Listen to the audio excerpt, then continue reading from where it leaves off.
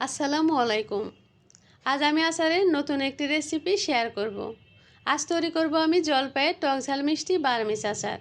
এভাবে আচার বানিয়ে বছর জুড়ে সংরক্ষণ করতে পারবেন, আচার একদমই নষ্ট হবে না। আশা করি আমার আজকের রেসিপি সবার ভালো লাগবে। এখানে আমি 1 কেজির মতো জলপাই নিয়েছি, নিয়ে এগুলোকে আমি ভালো করে ধুয়ে পরিষ্কার করে নিয়েছি। জলপাইয়ের গায়ে একটা চাকু দিয়ে এভাবে করে আমি কেটে নিয়েছি, এতে করে জলপাইগুলো খুব তাড়াতাড়ি সেদ্ধ হয়ে যাবে। এখানে সামান্য পরিমাণ হলুদ গুঁড়া দিয়ে দিচ্ছি আমি 1 চামচের মতো লবণ দিয়ে পর্যাপ্ত পরিমাণে পানি দিয়ে ঢাকনা দিয়ে ঢেকে আমি জলপাইগুলো সিদ্ধ করে নেব।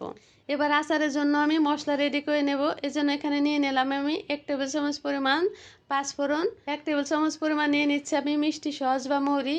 এবার এখানে নিয়ে নিচ্ছি আমি 1 টেবিল চামচ পরিমাণ ধনিয়া, কয়েকটা শুকনো মরিচ এখানে নিয়ে নিলাম। নিয়ে সব কিছু মিলিয়ে একটু ভেজে নেব।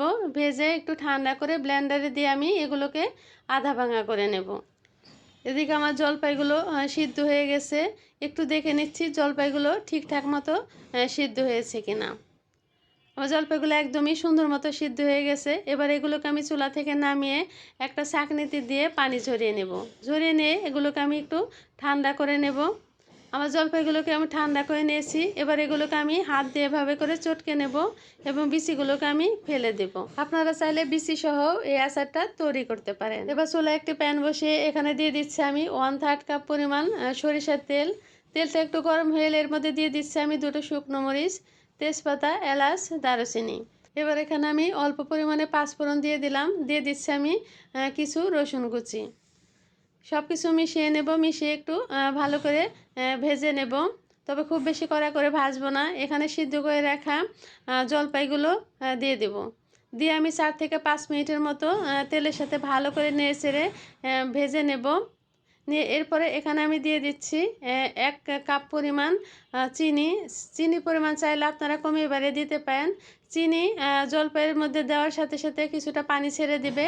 কিছুক্ষণ নাড়াচাড়া করার পর আবার দেখা যাবে যে পানিটা শুকিয়ে এসেছে। এখানে আমি আরও কিছুটা পরিমাণ লবণ দিয়ে দিলাম। যেহেতু জলপাই সিদ্ধ করার সময় আমি লবণ দিয়েছিলাম, তাই লবণটা একটু বুঝে ব্যবহার করতে হবে। নাড়াচাড়া করতে করতে দেখুন এরকম একটা কালার চলে এসেছে।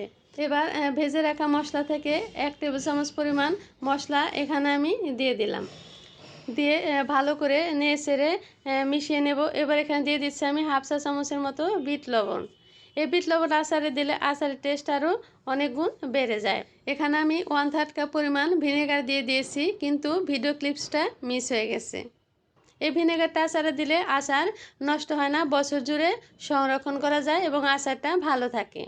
দেখুন আমার আচারটা একদমই রেডি হয়ে গেছে। এবার এটাকে আমি একটা প্লেটে ঢেলে নিলাম। নিয়ে এখান থেকে আমি কিছুটা পরিমাণ আচার নিয়ে হাত দিয়ে এভাবে করে আমি লম্বাটে শেপ দিয়ে নেব। আপনারা চাইলে যে কোনো শেপে এই আচারটা তৈরি করতে পারেন। এই আচারটা যেহেতু শুকনা এবং এখানে আমি ভিনেগার দিয়েছি, তাই বাইরে রেখে প্রায় 6 মাস এবং ফ্রিজে নর্মালে রেখে প্রায় সারা বছর সংরক্ষণ করতে পারবেন। এভাবে করে আমি আরেকটা রাউন্ড শেপের আচার তৈরি করে নিলাম। আমার সবগুলো আচারে একদম রেডি হয়ে গেছে।